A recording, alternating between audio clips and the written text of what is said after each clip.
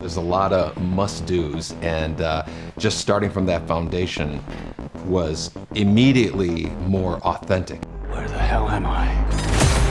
It's called Mortal Kombat. Mortal Kombat II leans harder into the game's mythology than any movie has before. Yeah. I'd like to know what it was like collaborating with Simon and Warner Brothers to make that happen here. For this film in particular, it was great. We really got involved from the script from the very beginning. Which characters are going to be there, you know, their relationships, how their behavior and all that stuff. So a lot of the stuff that people wanted to see in the previous film, you know, we almost had like a checklist of, well, gotta have a tournament, gotta have Johnny Cage. There's a lot of must-dos, and just starting from that foundation was immediately more authentic and more what fans of the games and will really want to see.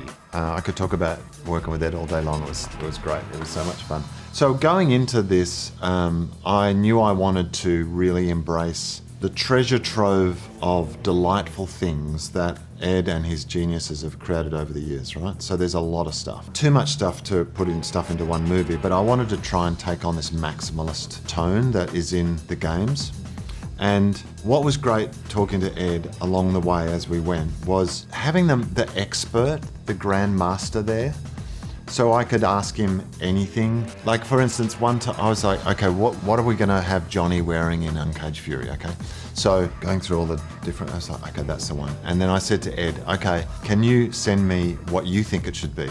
And I'll send you what I think it should be. And we sent the same costume. It was great. So it was like, so we were very kind of in lockstep quite early. We're very respectful of Ed and what he's created. It was great to be able to put him in the movie, and great to be able to, I just loved working with him that night and shooting with him. And it was actually really easy because Ed was very hands-off, but he was always there.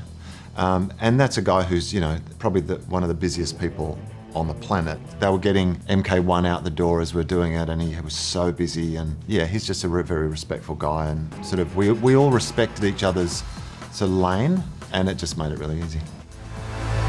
It would be decided by combat.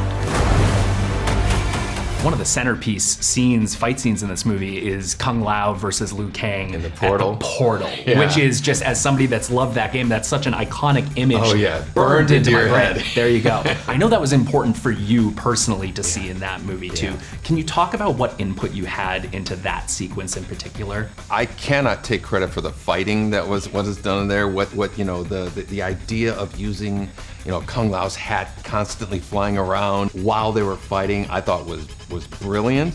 And seeing it set in this instantly recognizable space, if you know the games, was a really hard nostalgia hit, you know, I think for people. We would say things like, we'd love to see the characters do the moves that they do in the game, right? So you see Kung Lao go into the ground and teleport, which is a great thing. You see the hat, you know, him controlling it. Those kind of high-level suggestions that we made, I think they applied great. We were involved in making the games, but whoever choreographed that together and built the sets for that, all credit goes to the filmmakers in that one. So I have to give so much credit to our stunt team because they've been previsiting it, practicing it, perfecting it for months before we got there. Once they showed us the fight, we were so stoked. The rest was a 7-day full-out fight shoot. It took that long to complete the fight. And then by the time we were done, we were exhausted. And then we turned around and we see our stunt doubles do a whole master shot of the entire fight that was like Crazy. 12 minutes long. Crazy. It was kind of open where the arenas, what they would be, because I had to work out a way to make them get the right variation of arenas so that they weren't all too similar. What I wanted to do, and what's in the film, is I wanted to take Sega Genesis versions of The Pit and Blue Portal and make them the gigantic, epic cinematic version of what we're all used to seeing, you know, in the 16-bit version. Blue Portal lands in the midpoint. That shot of the two of them standing there, that's the join of the midway point of the film, right? I knew I wanted something operatic and epic and beautiful there for their emotional story to play out. So I was like, okay, this feels like this is their arena. It all just sort of made sense. And then I wanted Sindel and Sonia to have this sort of like a buzz bar brawl almost in this gnarly, rusty metal spikes, and I just love this idea of like this concrete bunker, you know, just got this close quarters. Yeah, exactly. Yeah, we've got a big expansive one, and then we've got one that's just this sort of mongrel fight in the bottom of a concrete box, you know, with someone being blasted by sonic waves the entire time. Yeah, that's right. Yeah, That was a real stunt in that they had this huge wind machine that was her, you know, yell. And so I got to practice it a bunch, but it was a wind machine, like the noise and the, like it was so intense. So I was actually pushing against this massive wind stream that was moving. Wow. That was a really cool stunt, actually. I love that fight because it shows Sonya's intelligence in the fight. She's sort of somewhat outmatched by that blast, but she's smart enough to make her way through it and work out a way to. And that was what I said to Kyle, the stunt coordinator. And I said, every fight has to show the intelligence of the fighter. It's got to be their brains fighting just as much as their physical prowess. Because I think that's what makes a satisfying piece of action or fight, is when you see the strategy going on in their mind. And, you know, like the Bourne films are great for that reason. Earth belongs to me. As we talk about the way that Mortal Kombat 2 really blows out the mythology and really brings that to the forefront here, what aspects of that are brought in Mortal Kombat 2 do you think may have been too much of a risk to introduce in Mortal Kombat 1? Nothing. I really thought that some of the things that were not in the last films, I would have preferred that they were. And this film absolutely makes those changes, right? And I think the filmmakers also heard the feedback of what they wanted to see more of and applied it there, and that was certainly, I was of the same opinion that the players were, you know, we got to see a tournament, you know, where's Johnny Cage, you know. So I think all that, everybody was in lockstep as to, you know, well, this movie has got to have these elements. It's so refreshing. Like, we're getting to go spend time with a Tarkatan tribe. That's right. We're getting to hear words like Edenia. Yeah. It's really, really impressive how wholesomely this movie embraces that stuff that the fans of the game really love. Did you have any hard lines, or maybe not heated arguments, but things that you really wanted to impress upon them, that you really wanted to preserve the nature of? You know, I had one where I was dead wrong.